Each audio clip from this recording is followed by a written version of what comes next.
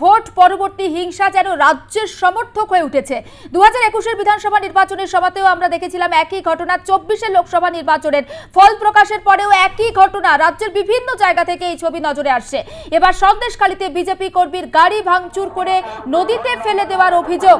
Vote পরবর্তী হিংসায় উত্তপ্ত সন্দেশখালী, ছবি আমরা আপনাদের দেখাচ্ছি। এবং বিজেপি কর্মীর গাড়ি ভাঙচুর করে খালে ফেলে দেওয়ার অভিযোগ, প্রাণনাশের হুমকি দেওয়ার অভিযোগ তৃণমূল আশ্রিত দুষ্কৃতীদের বিরুদ্ধে। যদিও অভিযোগ অস্বীকার করেছেন বিধায়ক এবং গোটা ঘটনা নিয়ে নতুন করে উত্তপ্ত হয়ে উঠেছে সন্দেশখালী। আমরা সরাসরি কথা বলবো, আমাদের প্রতিনিধি শ্যাম বিশ্বাস রয়েছেন আমাদের সঙ্গে। শ্যাম, এখনো পর্যন্ত কি আপডেট পাচ্ছি? তৃণমূলের দিকে অভিযোগ করছে বিজেপিরা, কিন্তু এখনো পর্যন্ত সমস্ত অভিযোগ অস্বীকার করেছেন বিধায়ক।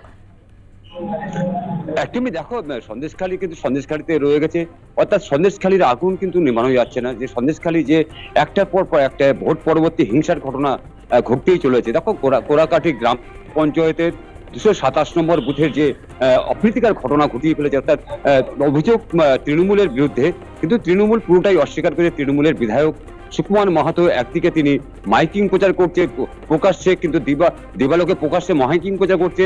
রাতের অন্ধকারে তাণ্ডব চালাচ্ছে তৃণমূলের দুষ্কৃতীরা গ্রামের মধ্যে যেসব বিজেপি কর্মীরা রয়েছে তাদের উপরে।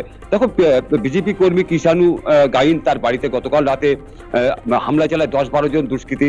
তারা গিয়ে হামলা চালানোর পর তার বাড়িতে তাকে না পেয়ে তার বাড়িতে একটা গাড়ি ছিল, 4 চাকা গাড়ি, সেই গাড়ি ভাঙচুর করে এবং গাড়িটি জলে ফেলে দেওয়া হয়।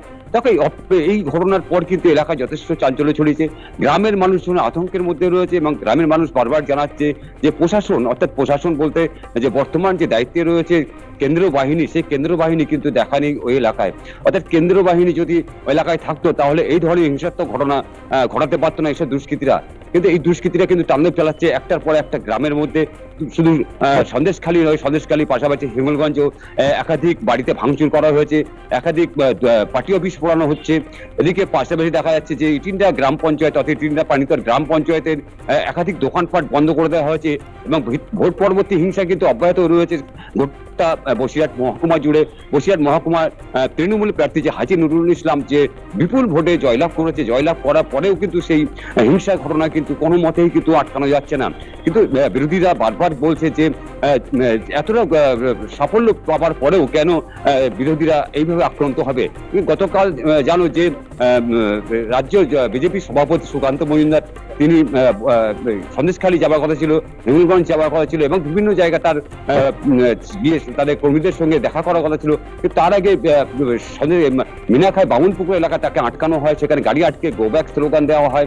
পাশাপাশি তার কিন্তু গাড়ি থেকে নামানোর মতন অবস্থা ঘটিয়েছে তৃণমূলের দুষ্কৃতীরা। দেখো, এই ধরনের ঘটনা বারবার ঘটতে থাকছে এবং তৃণমূলের যেসব দুষ্কৃতীরা যারা তাণ্ডব চালাচ্ছে তারা কিন্তু আটকানো হয়েছিল আমরা জানি শ্যাম, কিন্তু গতকাল আমরা জানি ডেপুটেশন জমা দিয়েছিলেন বসিরহাট এসপি অফিসে সুকান্ত মজুমদারের নেতৃত্বে অন্যান্য বিজেপি নেতৃত্বরা।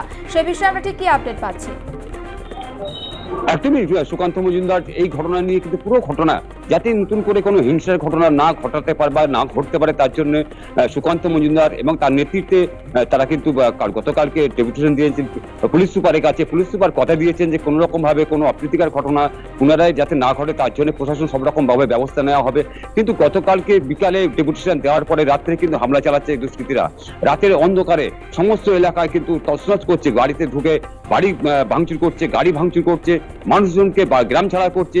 একরকম বলা যেতে পারে বেশ কিছু গ্রাম কিন্তু সন্দেশখালী থেকে হিঙ্গলগঞ্জ, ইটিন্ডা পানিতর এবং মিনাখা পুরুষ শূন্য গ্রাম হয়ে রয়েছে তাণ্ডব চালানোর ভয়তে। দেখো, এই তাণ্ডবের ভয়তে কিন্তু মানুষ কিন্তু একেবারে এক গ্রাম ছাড়ছে।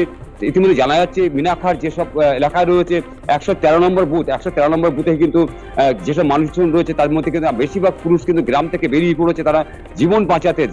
তারা বারবার বলছে যে ইতিমধ্যে যদি প্রশাসন এক্ষুনি পদক্ষেপ না নেয় তাহলে কিন্তু আমাদের প্রাণহানি হতে পারে, এমনটাই কিন্তু ঘটনা তারা জানাচ্ছে। এবং সেখানে বোঝাই যাচ্ছে যে যেহেতু সুকান্ত মজুমদারের গাড়ি যেখানে আটকে এই ধরনের বিক্ষোভ দেখাতে পারে যেসব নেতাকর্মীরা, তারা কিন্তু অন্যরকম ভাবে কাজ করতে পারে, এটা কিন্তু তারা বিশ্বাস করতে পারছে এবং তার ভয় ভয়তে তারা কিন্তু আতঙ্কে কিন্তু গ্রাম ছাড়ছে, সমস্ত এলাকার মানুষজন কিন্তু তারা বেরিয়ে যাচ্ছে একের পর এক। দিনের বেলায় কিন্তু তারা তাণ্ডব চালাচ্ছে, দিনের বেলায় লাঠি সটা নিয়ে তারা ঘুরে বেড়াচ্ছে, মানুষের আতঙ্ক দেখাচ্ছে। একটা বিষয় একটু জানা রয়েছে, এই যে বিজেপি কর্মী সমর্থকদের গাড়িতে ভাঙচুর করা হচ্ছে, সেটা তো ছবিতে আমরা দেখাচ্ছি, ছবিতে কার্যত স্পষ্ট তৃণমূলের তরফ থেকে গোটা বিষয়টা অস্বীকার করা হচ্ছে, কিন্তু ছবি তো কথা বলে শ্যাম।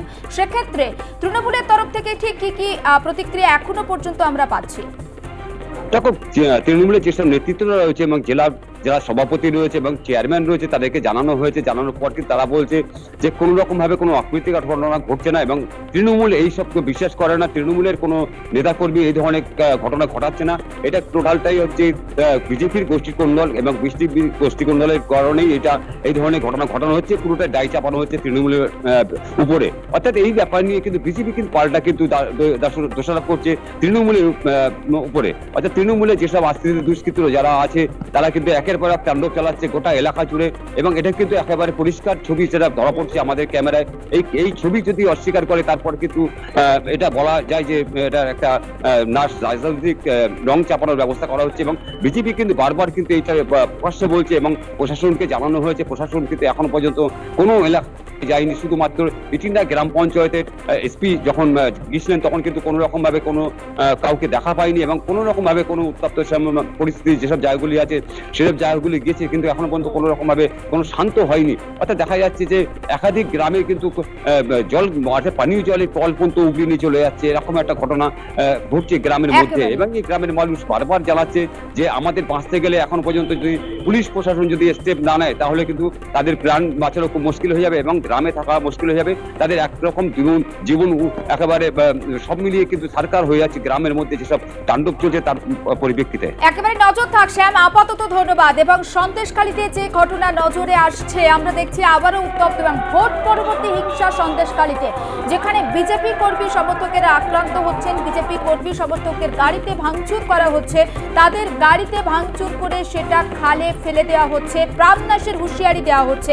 পুলিশ প্রশাসনের এখানে ভূমিকা নিয়ে প্রশ্ন তুলছেন গ্রামের মানুষজনই। আমরা দেখেছিলাম সুকান্ত মজুমদার, তার নেতৃত্বে বিজেপি কর্মী সমর্থকরা বসিরহাট এসপি অফিসে তারা গতকাল ডেপুটেশন জমা দেন এবং এই ভোট পরবর্তী হিংসায় যেভাবে বিজেপি কর্মী সমর্থকেরা আক্রান্ত হচ্ছেন তারই বিরুদ্ধে তাদের এই ডেপুটেশন জমা দেওয়া ছিল, যদিও তৃণমূলের তরফ থেকে কিন্তু গোটা বিষয়টা অভিযোগ অস্বীকার করা হয়েছে।